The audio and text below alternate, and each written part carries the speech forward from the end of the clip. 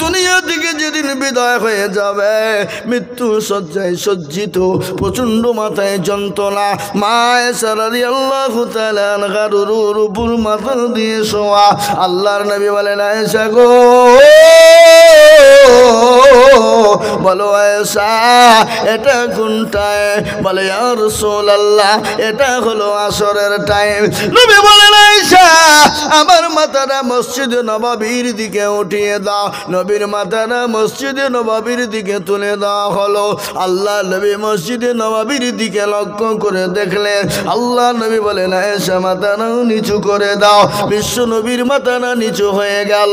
আল্লাহ নবীর দুই চোখের কোণে নিয়ে পানি ঝরঝর ঝরঝর করে ঝরে যায়। আল্লাহ নবীর নবী গো, আমার প্রাণের স্বামী, বলুন আপনার চোখে পানি একটু দয়া করে বলবেন। আল্লাহ নবী বলেন, আয়েশা এ পানিটা আমার দুঃখের পানি নয়, এ পানিটা হলো সুখে। বলে নবী গো, চোখের পানি আবার সুখের হয় নাকি? বলে আয়েশা রে, কখনো কখনো সুখের হয়ে যায়। বলে নবী গো একটু দয়া করে বলবেন। আল্লাহ নবী বলেন, আয়েশা আমি নবী দুনিয়া থেকে চলে যাব, কিন্তু আমার উম্মতি তারা কিয়ামত পর্যন্ত নামাজ আদায় করবে। কিন্তু সেই মুসলমান নামাজ পড়ে না। ভালো করে শুনলেন, নামাজিদের জন্য মৃত্যু কেমন ভাবে হবে, আল্লাহওয়ালা নামাজিদের মৃত্যু কিভাবে হবে শুনলেন। আল্লাহ নবী যখন দুনিয়া থেকে বিদায় হয়ে চলে যাবে, আল্লাহু আকবার, জিবরিল আলাইহিস সালাম এসে নবীকে বললেন, আসসালামু আলাইকা ইয়া রাসূলুল্লাহ। নবী গো আপনি কেমন আছেন? বলে আমি মোটেও ভালো না। আবার বললেন, ইয়া রাসূলুল্লাহ আপনি কেমন আছেন? বলে আমি ভালো না। বলে ইয়া রাসূলুল্লাহ আপনি কেমন আছেন? বলে আমি ভালো না। বলে ইয়া রাসূলুল্লাহ আজ আপনার কাছে একজন নতুন ফেরেশতা এনেছি, যে ফেরেশতা কারো কাছে কোনোদিন অনুমতি নেয় না। কিন্তু নবী গো আপনি যদি অনুমতি দেন আপনার কাছে আসবে, আর আপনি যদি অনুমতি না দেন চলে যাবে। আল্লাহ নবী বললেন, কাকে নিয়ে এসেছো? জিবরাইল। বলে ইয়া রাসূলুল্লাহ মালিকুল মউতকে এনেছি। আল্লাহ নবী বলেন, আমি যদি তাকে চলে যেতে বলি কি চলে যাবে? বিশ্ব নবীকে বললেন, নবী গো আল্লাহ আপনার কাছে অনুমতি চেয়েছে, আপনি যদি দুনিয়ায় থাকতে চান থাকতে পারেন, আর আপনি যদি দুনিয়া থেকে বিদায় হয়ে যান আপনি চলে যেতে পারেন, সেটা আপনার মর্জি। আল্লাহ রব্বুল আলামিন আপনার জন্য অনুমতি দিয়েছে। বিশ্ব নবীকে অনুমতি হলো। আল্লাহ নবী বললেন, আজরাইল আমি নবীর রাজ্যের জীবন জানটা কবজ করতে দেরি করো না। বিশ্ব নবীর জানটা কবজ করতে গেলেন, বিশ্ব নবীর বুকের উপর যখন হাত খানা দিলেন, আল্লাহ নবীর চোখের পানি দিয়ে ঝরঝর করে ঝরে যায়। আল্লাহ নবী বলছেন, আজরাইল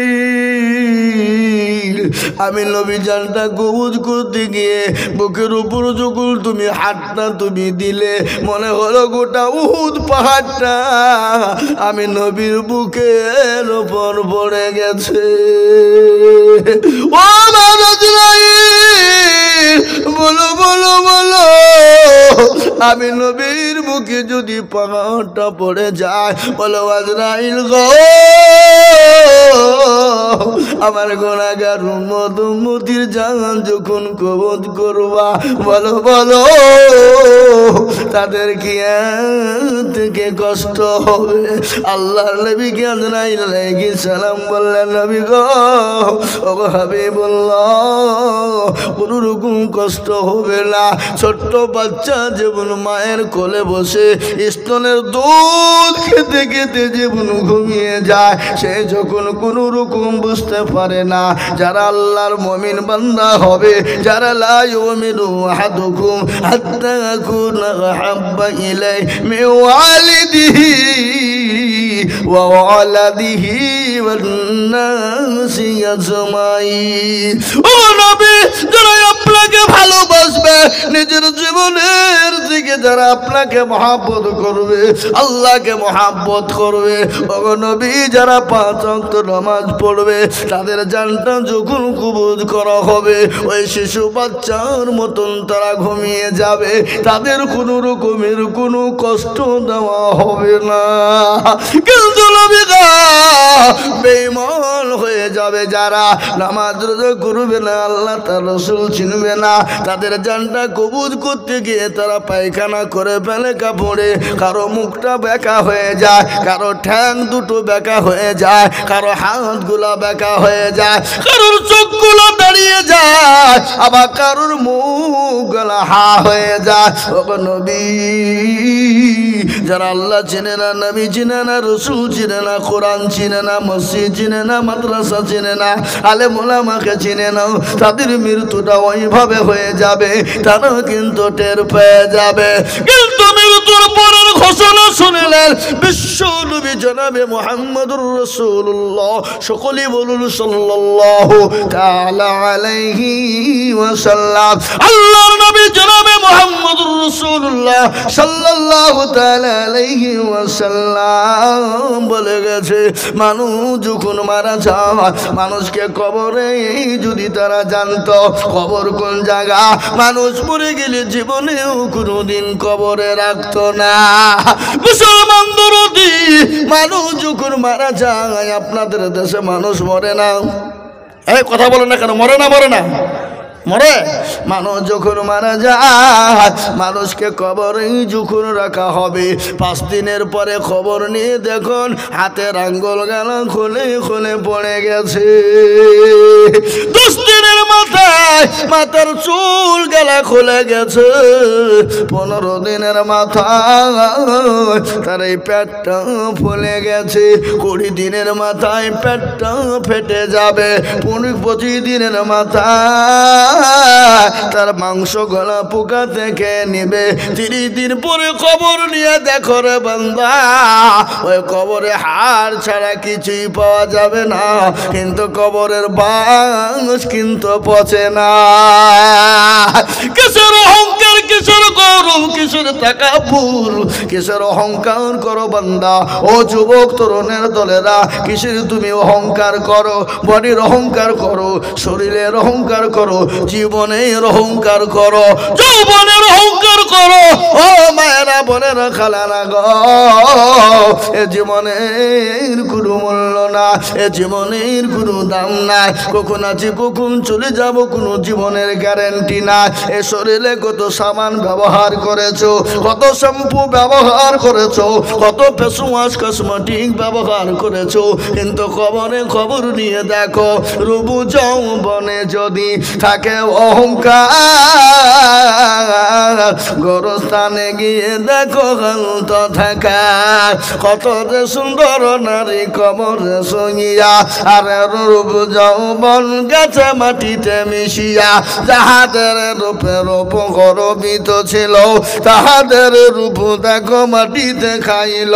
উঠো উঠো মাল গাড়িতে ভরিয়া, গাড়ি যখন ছেড়ে দিবে বসবে বসিয়া। এ খোদারি হুকুম হবে ছেড়ে দিবে গাড়ি, আর জমিনেতে পড়ে পড়ে দিবে গড়াগড়ি। আল্লাহু আকবার, নারে তাকবীর। এ মুসলমান, কবর বড় ভয়ঙ্কর। ওই কবরে অনেকের মা চলে গেছে, বাপ চলে গেছে, আমরাও কখন কোন টাইমে চলে যাব। কবর কিন্তু কাউকে চিনে না। কবর চিনে ইন্নাল্লাযীনা আমানু ওয়া আমিলুস সালিহাত, যারা আমল ভালো করবে, যারা ভালো কাজ করবে, যারা ভালো কর্ম করবে, যারা আল্লাহর ইবাদতে মশগুল থাকবে, যারা আল্লাহর ইবাদত নামাজ ছেড়ে দিবে না, তাদের জন্য কবর বড় সুখময় হয়ে যাবে। আল্লাহুম্মা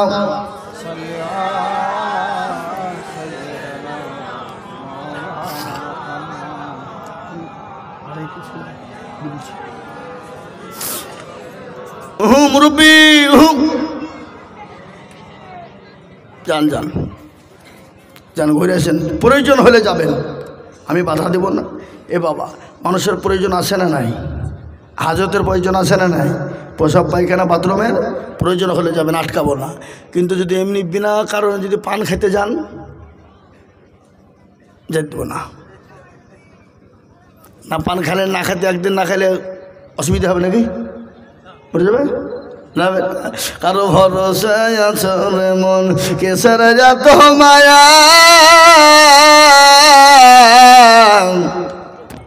এত সাদের বাড়ি তোমার ভেঙ্গে যাবে বাসা। ও তোর গণ যৌবন ফুরাইয়া যাবে, যৌবনে লাগবে ভাটি,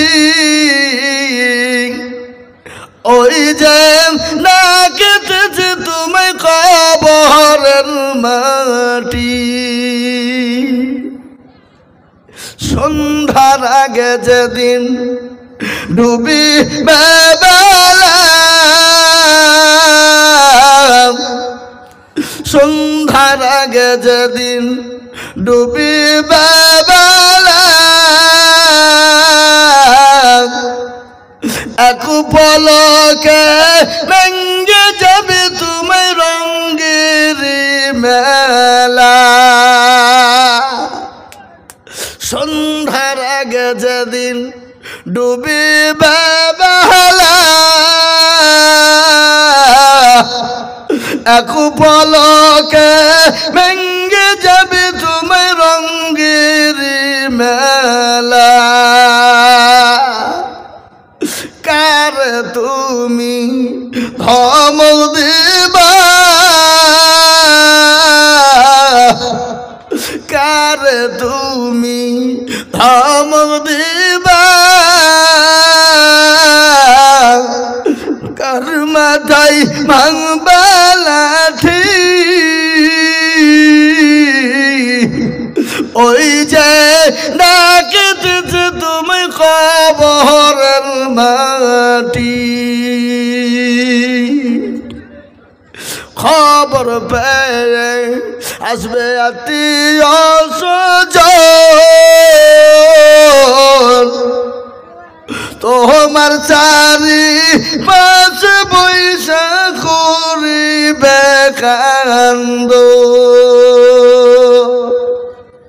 ও তোমায় সাজাইয়া দিবে মনের মতো, সাজাইয়া দিবে মনের মতো, কি সুন্দর পরিপাটি, ওই যে ডাকেতেছে তুমি কবরের মাটি। মুসলমান, কবর বড় ভয়ঙ্কর। আল্লাহর নবী, দয়ার নবী, বিশ্ব নবীর বিবি মা খাদিজা তো কবরের কথা মনে হয়ে গেল। নবীর সামনে মা খাদিজা কান্না করে চলে যায়, হাউমাউ করে কান্না করে চোখের পানি ঝরঝর ঝরঝর ঝরঝর করে ঝরিয়ে দেয়।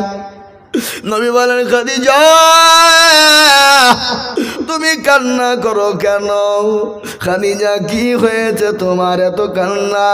তোমার শাড়ি ছিঁড়ে গেছে এই জন্যে তুমি কান্না করো। বলে, নবী গো, আমার শাড়ি ছিঁড়ে গেছে এই জন্য আমি কান্না করি নাই। বলে, কেন তুমি কান্না করো বলো? বলে, ইয়া রাসূলুল্লাহ, আমি কেন কান্না করি আপনি জানেন? বলে, খাদিজা তোমার বাড়িতে 3 দিন আখা জ্বলে নাই। মা বোনেরা রান্না করে ওটাকে কি বলে? চুলা বলে। ও খাদিজা, আমি জানি তোমার বাড়িতে 3 দিন কোনো বাজার হয়নি, 3 দিন কোনো চুলা জ্বলে না, এই জন্যে তুমি কান্না করো নাকি? মা খাদিজাতুল কুবরা বলে, নবী গো, আমি 40 মণ স্বর্ণ ওগো নবী আমি আপনাকে ইসলামের জন্য তুলে দিলাম। ওগো নবী গো, আমি কোনোদিন আপনাকে জিজ্ঞাসাও কোনোদিন করিনি, আল্লাহর হাবিব আপনি এত স্বর্ণ আপনি কোন পথে খরচ করলেন?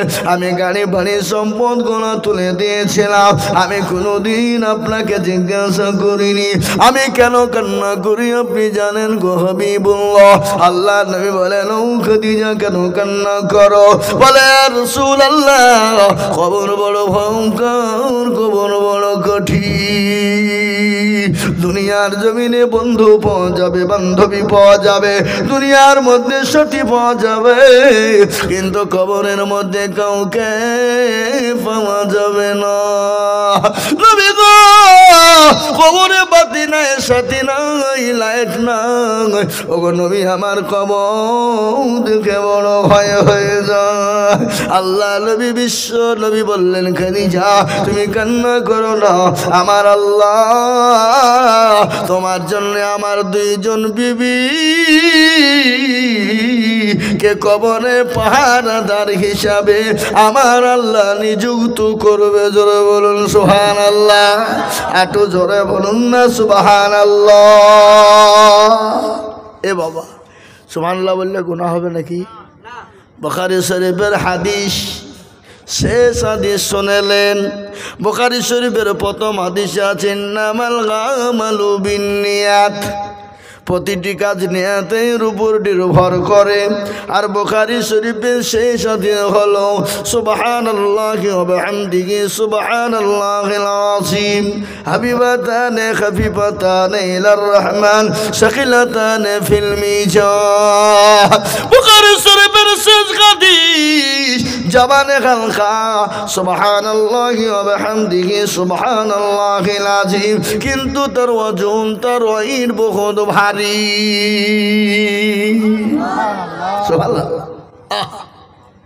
কি কাজ আজকে সুবহানাল্লাহ আলহামদুলিল্লাহ তো আমরা জানি না, জোরে বলুন ঠিক।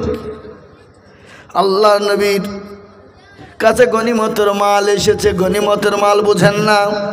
গনিমতের মাল এসেছে, মা ফাতেমার বাড়িতে 3 দিন খাবার নাই। কয়দিন? জোরে বলেন কয়দিন? 3 দিন খাবার নাই।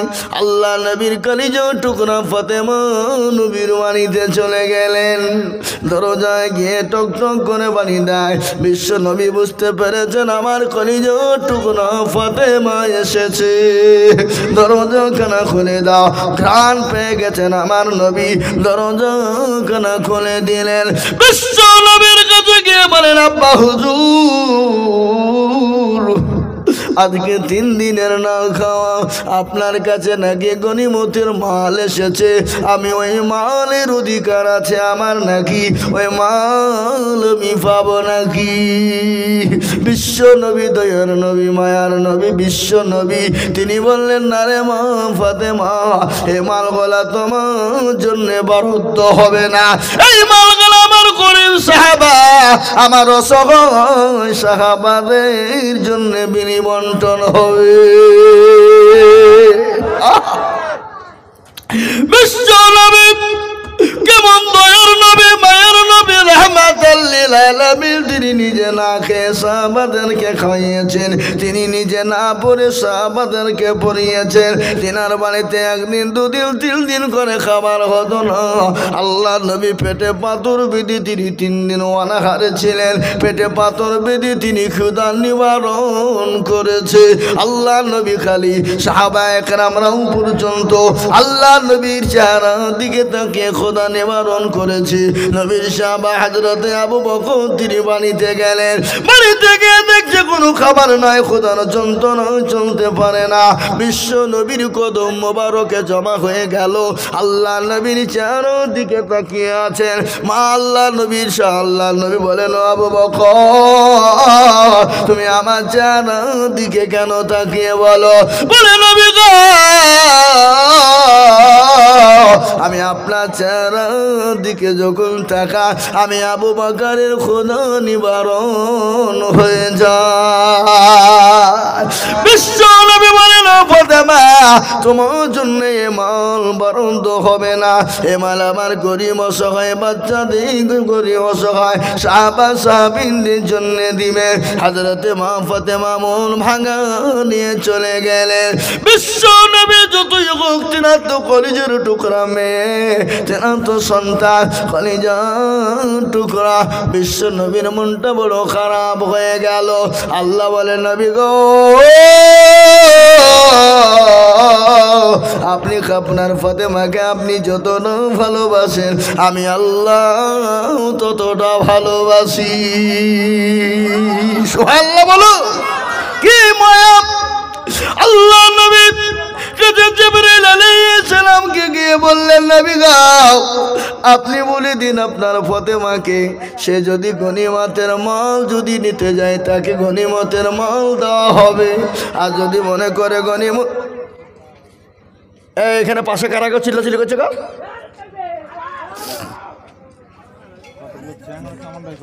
দেখেন তো হুজুর চ্যাংড়ারা কি করছে?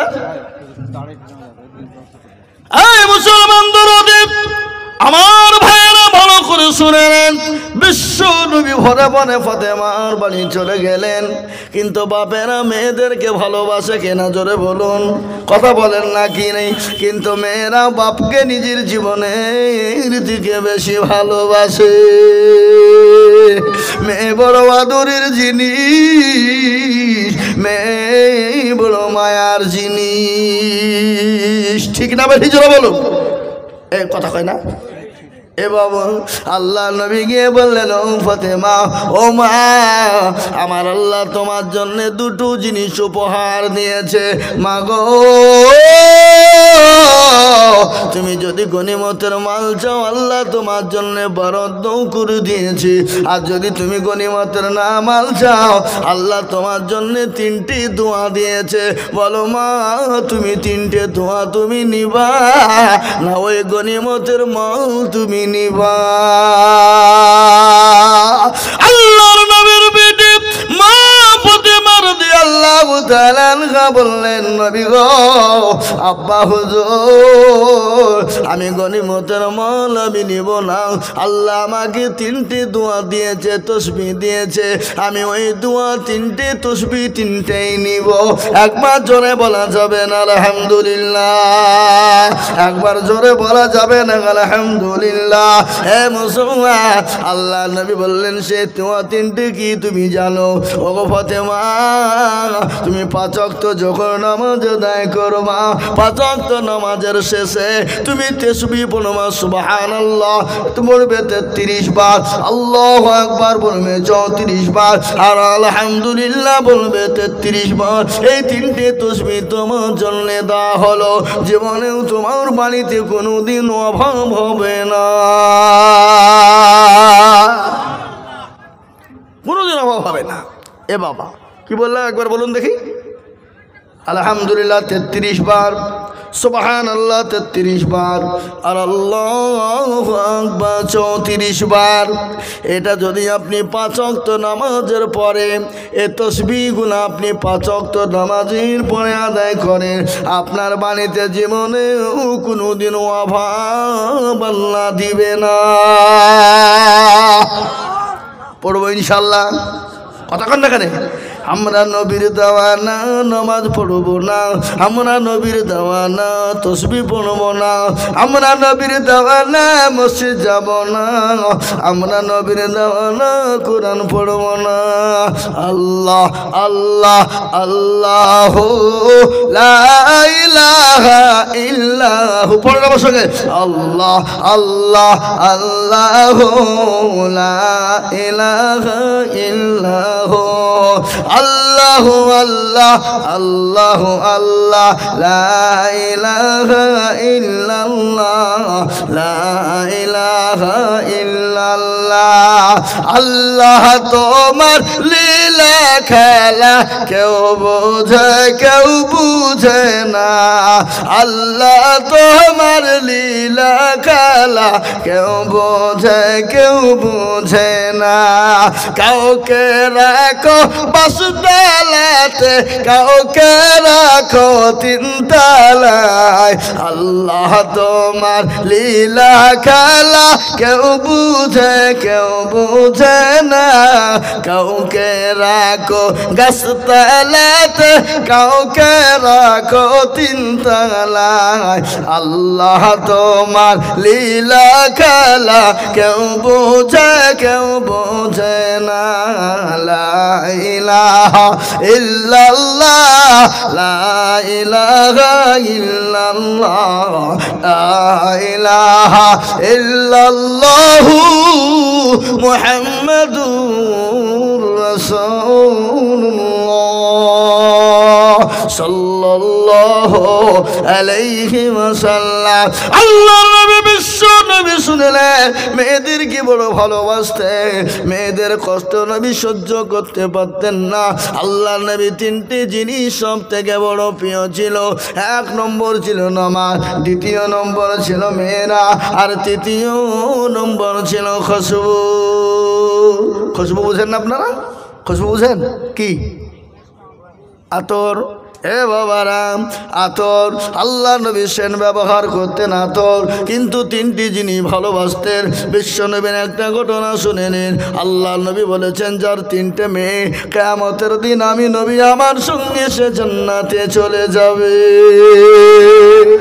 তিনটে মেয়েকে সুন্দর করে যদি সুশিক্ষে শিক্ষিত করে, দিনদার বানায়, কলমা বলে, নামাজি বানায়, এবং সুন্দর দেখে জামাই দিকে যদি বিয়ে দিয়ে দিতে পারে, কাল কিয়ামতের দিন আল্লাহ নবী বললেন আমি নবী আমার সঙ্গে কাল কিয়ামতের দিন ওই তিন বিটির বাপ আমি নবী তাকে সঙ্গে করে নিয়ে জান্নাতে যাব।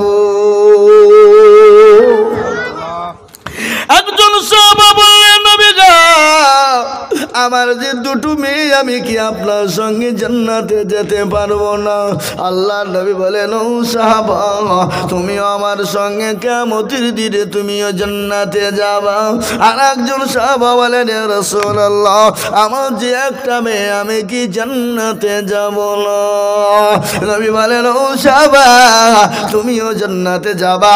এই কথা যখন নবী বলা সঙ্গে সঙ্গে কোরআন আয়াত নাজিল হয়ে গেল। বলো কোন অধিকারে তোমরা মেয়েদেরকে মেরেছো? সে জামানায় কিন্তু ছিল বাবা, জামানা ছিল বিশ্ব নবী আসার আগের জামানা। সেই সময় বাড়িতে মেয়ে হলে মেয়েদেরকে হত্যা করা হতো, মেয়েদেরকে মেরে দেওয়া হতো। আমার নবী বিশ্ব নবী দুনিয়ার জমিনে এলেন, আসার পরে মেয়েদেরকে মারা এবং হত্যা থেকে বন্ধ করে দিলেন। বিশ্ব নবীর সামনে কোরআনের আয়াত নাজিল হয়ে গেল। ওই সময়তে একজন নবীর সাহাবা ছিলেন বাবা, যার নাম কি আপনারা জানেন? কি নাম বলেন দেখি? জানেন না? ময়ে বলে ম মক্কাতে ম, এ মদিনাতে ম, ম ছেড়ে যারা চলবে তারাই খাবে ধাক্কা। ম দিয়া লিখায় আছে বুঝে মক্কা, মক্কাতে ম মানুয়ারাই ম, মুআল্লিমে ম, মুআজ্জিমে ম, মাদ্রাসাতে ম, মক্তবেতে ম, মাছিতে ম, মশাতে ম, ছেড়ে যারা চলবে তারাই খাবে ধাক্কা। মদিয়া লেখায় আছে বুঝে মদিনা, মদিনাতে ম মানুয়ারাই ম, মামাতে ম, মামিতে ম, মাসিতে ম, মায়েতে ম, মাছিতে ম, মাদ্রাসাতে ম, মুআজ্জিমে ম, মুসাল্লাতে ম, মা ছেড়ে যারা চলবে তারাই খাবে ধাক্কা। মদিয়া লিখায় আছে বুঝে মক্কা। আছে না নাই জোরে খন? আছে না নাই জোরে বলো? বিশ্ব নবীর দরবারে ওই সাহাবাটার নাম আপনারা কেউ জানেন? তার নাম হলো আবু দারদা। অনেক মেয়েকে হত্যা করে দিয়েছে। সে যখন দলের লিডার ছিল মেলা মেয়েকে মেরে দিয়েছে। সে সময় মেয়ে হলে তারা বিরক্ত বোধ হতো, তারা মেয়েদের বিবাহ দিতে লজ্জা বোধ করত। কেউ তাকে শ্বশুর বলে ডাকবে এটা তারা কখনোই মেনে নিত না। আবু বকর আবু দারদা নবী আল্লাহ নবীর সামনে থরথর করে কাঁপতে লাগলেন। নবী বলেন আবু দারদা তুমি কাঁপো কেন? বলে ইয়া রাসূলুল্লাহ বড় কাহিনী গো নবী, আপনি শুনবেন। আল্লাহ নবী বলেন ও আবু দারদা তুমি একটু ঘটনাটা আমাকে তুমি খুলে বলো। আল্লাহ নবী বলেন আবু দারদা তুমি ভালো করে শুনে না, কি ঘটনা হয়েছে তুমি আমাকে একটু বলবা। আল্লাহ নবী বিশ্ব নবী বলেন আবু দারদা রে কি ঘটনা হয়েছে বলো। বলে নবী গো আমি যখন দলের লিডার ছিলাম, নেতা ছিলাম, সরদার ছিলাম গো নবী, আমি মহিলা মেয়েকে হত্যা